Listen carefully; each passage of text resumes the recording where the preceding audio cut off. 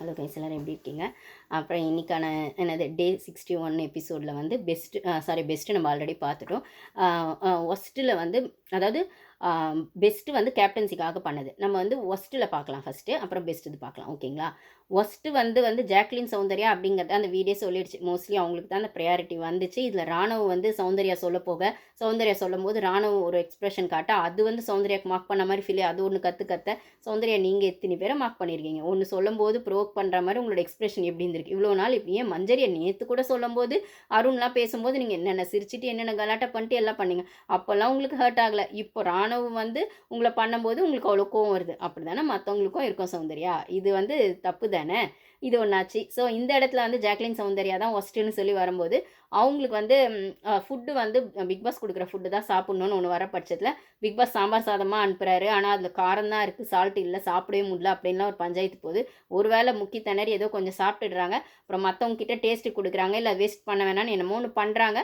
But தீபக்லாம் ரொம்ப தெளிவாக வந்து அதை நம்மளும் சாப்பிடக்கூடாது இல்லை அப்படின்னு மற்றவங்களாம் டேஸ்ட்டுக்கெல்லாம் வாங்கிக்கிறாங்க. அதை சாப்பிட்டு பாருங்களா, அதாவது மிச்சம் வைக்கக்கூடாதுன்னு எதோ சொல்ல போகிறாங்க அப்படின்ற மாதிரி. அதுக்கப்புறம் நெக்ஸ்ட் டைம் வந்தது நைட்டு டின்னருக்கு அதான் வந்துச்சு போல்.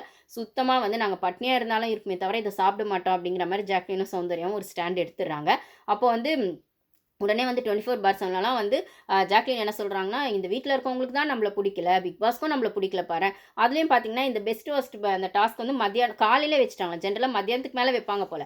காலையிலே வச்சதுனால இவங்களுக்கு மத்தியானம் லஞ்சு, நைட்டில் டின்னரு அப்படிங்கும்போது 2 வேளை ஃபுட்டுமே இல்லை, நடுவில் ஸ்நாக்ஸ்லாம் கூட எதுவுமே வந்து வீட்டில் வந்து சாப்பிடக்கூடாதுன்னு ரூல்ஸ் வர பட்சத்தில் இவங்களை சுத்தமாக காய போட்டிருக்காரு பிக் பாஸ்.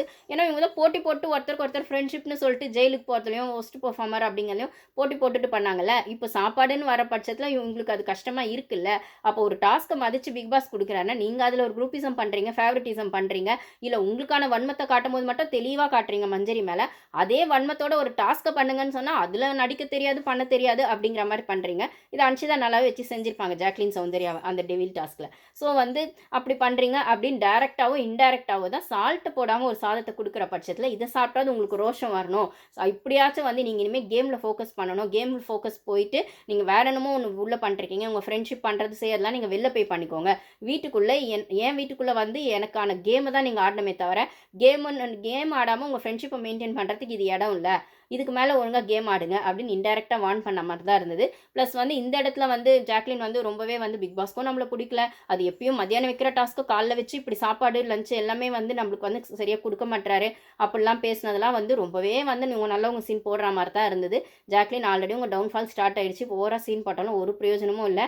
செகண்ட் பிளேஸ்லேயும் தேர்ட் பிளேஸ்லேயும் இருந்த நீங்கள் வந்து கேம் விட்டு போய் 2-3 நாள் ஆயிடுச்சு அந்த ஓட்டிங் ப்ராசஸில். அட்லீஸ்ட் சௌந்தர்யாவது ஒரு இடத்துல ஏதோ ஒன்று உங்களுக்கு கேள்வி கேட்டால் அந்த ரஞ்சித் சார் விஷயத்தில் கொஞ்சம் ஸ்கோர் பண்ணிட்டாங்க. ஆனால் நீங்கள் ரொம்பவே டவுனில் தான் இருக்கீங்க.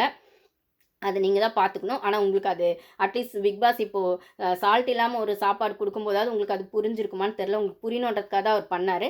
பட் ஆனால் புரியுமான்னு தெரியலன்றது ஒன்று இருக்குது. இன்னொன்று வந்து ராயன் வந்து இதை ரொம்ப தெளிவாக சொல்கிறாரு.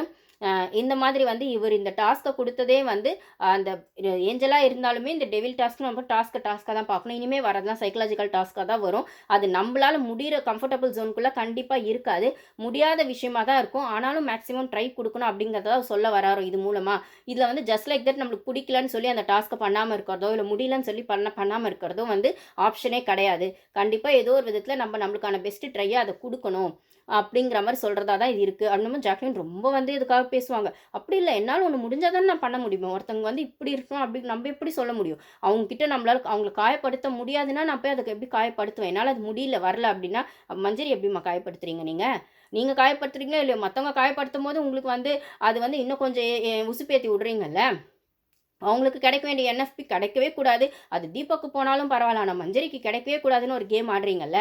அந்த இடத்துல உங்களுக்கு டிஸ்கஷனில் போய் இருக்கிறது கூட கிடையாது. பிக் பாஸ் சொல்லிட்டாரு, ஹார்ட்ஸ் வாங்கினவங்க தான் இந்த டிஸ்கஷனில் இருக்கணும் அப்படின்னு. நீங்கள் அதை கூட பண்ணலை அப்படிங்கும்போது உங்களுக்கு அந்த டிஸ்கஷன்லேயே ஒரு பார்ட்டு நீங்கள் கிடையாது. நீங்கள் அருண், அன்ஷிதா, சௌந்தர்யாலாம். ஆனாலும் போய் அங்கே குட்டியை குழப்பத்துக்கு நான் ஏதோ ஒன்று பண்ணுவேன்னு ஒன்று பண்ணி விட்டு அந்த பொண்ணு ஜஸ்ட் லைக் தட் அந்த பொண்ணுக்கு வர வேண்டியது அவ்வளோ சுற்றி விட்டீங்கல்ல. இப்போ உங்களுக்கு வந்து ஒஸ்ட்டுன்னு கிடைக்கும்போது ஃப்ரைட் ரைஸ் வேணும், பர்கர் வேணும்னா எப்படி கொடுப்பாரு? இனிமேலாவது ஒழுங்காக டாஸ்க் விளையாடணும் அப்படிங்கிற ஒரு புரிதல் உங்களுக்கு வரணுங்கிறதா இதை பிக் பாஸ் சொல்லியிருக்காரு. இதை ரயான் நாசுக்காக சொல்வார். பட் ஆனால் அதை ஜாக்லின் எடுத்துக்குவாங்களான்னு தெரில. ஜெஃப்ரி அவருக்கான கேம் கோவா கேங்கில் இருந்தாலும் அவர் தெளிவாக தாங்க ஆடுறாரு. அவர் சூப்பராகவே அவரோட கேமை கிளவராக ஆடுறாருன்னு தான் நான் சொல்லுவேன். இன்றைக்கி கூட அந்த கேப்டன்ஷிப் வந்து அந்த பேட்ச் எடுக்குங்க அப்படின்னு சொன்னதெல்லாம் செம்ம கிளவர் கேம். அதாவது இது வரைக்கும் அந்த இந்த இதிலலாம் கேப்டன்ஷிப்லாம் ஏதோ ஒரு பேட்ச் போய்டும், 2 பேட்ச் போய்டும். ஆனால் இந்த ஒரு கேப்டனுக்கு தான் பாருங்கள் எந்த பேட்சுமே போகவே இல்லை. அவருக்கு அந்த வீட்டில் இருக்க அந்த பேம்பரிங்க எவ்வளோ அழகாக வந்து அவர் யூஸ் பண்ணியிருக்காரு. ஏன்னா தர்ஷிகா வந்து அந்த இடத்துல பண்ணது தப்பு தான், நான் இல்லைன்னு சொல்லலை. அதுக்கு முன்னாடியே மார்னிங் நிறைய பேர் பண்ணாங்க. அப்போல்லாம் வாய்ஸ் அவுட் பண்ணாதவர் அதை ஒரு விஷயமா கொண்டு வந்து பண்ணி செஞ்சதெல்லாம் எனக்கு என்ன சொல்கிறதுனே தெரியல. அதுதான் தர்ஷிகா வந்து ஓகே, தர்ஷிகா வந்து அந்த இந்த இன்சார்ஜ் தான். அதனால வந்து அவங்க சமைக்கக்கூடாதுன்னு ஒன்று இருக்குன்னா, நீங்கள் காலையிலே அதை ஸ்ட்ரிக்டாக சொல்லியிருக்கணும் ஜெஃப்ரி. அவங்க 2 வாட்டி சொன்னால் 3 வாட்டி சொன்னால் ஏன் 5வது வாட்டி வரைக்கும் வெயிட் பண்ணீங்க? ஃபஸ்ட் டைமே நீங்கள் வந்து முடியாதுன்னு சொல்ல வேண்டியது தானே, இல்லை செகண்ட் டைமே வந்து இது வேணாம் அப்படின்னு இந்த இந்த சீனை நீங்கள் அப்பயே போட்டிருக்க வேண்டியது தானே. அது மட்டும் இல்லாமல் காலைல தீபக் போய் கிச்சனில் வந்து டீ போட்டாருங்க. இதை ஜஸ்ட் லைக் தட் காமிச்சிட்டு விட்டுட்டாங்க 1 ஹவரில். இது வந்து 24/7 காட்டினாங்க. என்னன்னு பார்த்தீங்கன்னா, வெளில அவர் தான் அன்றைக்கி காலைல சீக்கிரம் எழுந்திருப்பார். ஆக்சுவலி அவர் ஒரு ப்ளே பண்ணியிருப்பார் கிச்சனில். ஆனால் அதெல்லாம் வரவே இல்லை. அப்போல்லாம் கோவப்படாத ஜெஃப்ரி இப்போ வந்து தர்ஷிகா கிட்ட கோவப்பட்டு பண்ணதெல்லாம் நான் வேறு லெவல் சீனாக தான் பார்க்குறேன். அவர் ஒரு ஸ்மார்ட் கேம் ஆடிட்டுருக்காரு. அவ்வளோதான். Thank you guys.